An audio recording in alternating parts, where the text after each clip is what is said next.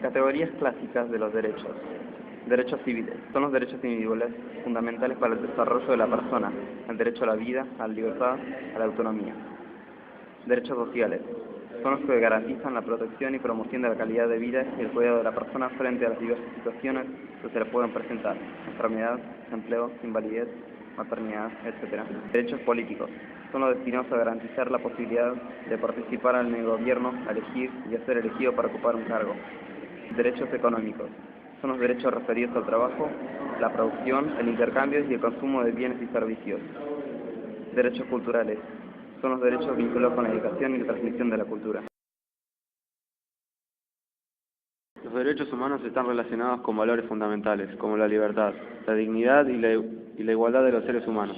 Se expresan como derechos, facultades y condiciones necesarias para que todas las personas, sin discriminación, tengan acceso a una vida digna. La realización efectiva de esos derechos resultan indispensables para el desarrollo integral de todos los individuos.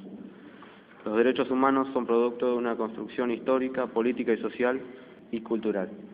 En el proceso de creación y evolución histórica de estos derechos confluyeron diferentes corrientes del pensamiento filosófico, político, religioso y jurídico. Luego de la Segunda Guerra Mundial y como consecuencia de la creación de la Organización de las Naciones Unidas, se consagraron en un cuerpo normativo específico con objetivo por parte de todos los estados de que se conviertan en un tema de interés común.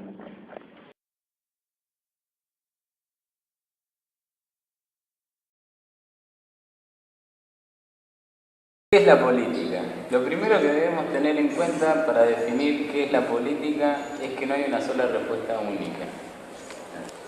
En muchos aspectos de la vida y de las ciencias, nos encontramos con esta situación en la cual una pregunta puede tener más de una respuesta apropiada, sin que ninguna de ellas sea correcta. Por ejemplo, si tuviésemos que definir qué es la vida, seguramente cada uno diría algo diferente. Algunos se referirían a cuestiones biológicas, otros a cuestiones religiosas o filosóficas, y ninguna definición sería incorrecta. En cambio, cuando hablamos de política, no solo esto no es así, sino que casi podríamos decir que es al revés. No puede haber política si no existen maneras distintas de ver las cosas. A medida que avancemos con los temas en este libro, vamos a ir entendiendo un poco más por qué la política está necesariamente basada en la coexistencia, pacífica o no, de opiniones distintas. Vamos a ir entendiendo un poco más por qué la política es necesariamente basada en la coexistencia pacífica o no de opiniones distintas. Cualquiera sea nuestra edad y nuestras posibilidades, siempre tenemos oportunidad de participar de alguna manera. Por ejemplo, la colaboración en agrupaciones estudiantiles, el trabajo, en organizaciones de interés comunitario. Bueno, vamos a definir democracia. Fernando, Nicolás, ¿alguien se acuerda de las definiciones y características de democracia? Por ejemplo, algo. Y bueno, la democracia puede ser ese gobierno del pueblo, por el pueblo y para el pueblo. La democracia es un sistema de gobierno que permite la libre elección de los gobernantes por los gobernados a intervalos de tiempo regulares. Pero también puede ser que tenga que asegurar la igualdad y las posibilidades de toda la población, de gozar de los derechos y garantías establecidos por la Constitución. ¿Algo más?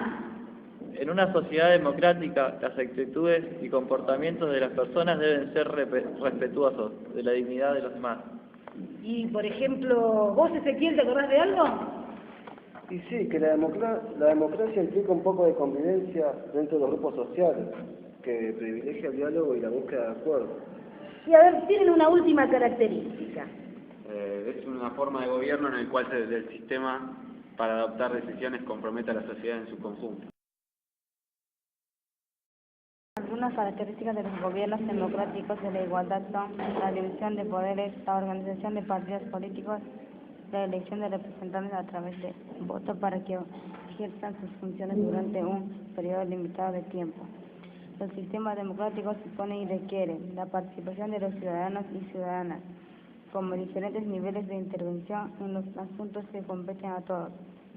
Es necesario tener en cuenta que la participación política de los ciudadanos no significa solamente votar para elegir a los representantes, o proponerse como candidata o candidato para ocupar cargos políticos.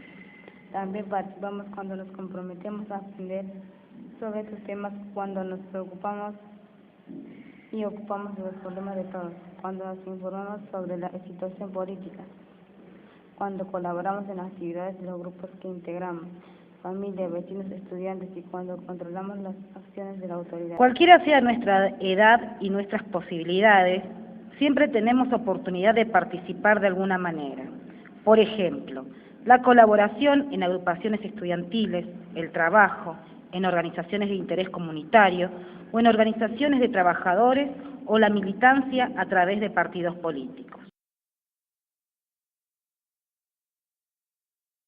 Podrán interponer esta acción contra cualquier forma de discriminación y en lo relativo a los derechos que protegen al ambiente, a la competencia, al usuario y al consumidor, así como a los derechos de incidencia colectiva en general, el afectado, el defensor del pueblo y las asociaciones que propendan a esos fines, registradas conforme a la ley, la que determinará los requisitos y formas de su organización.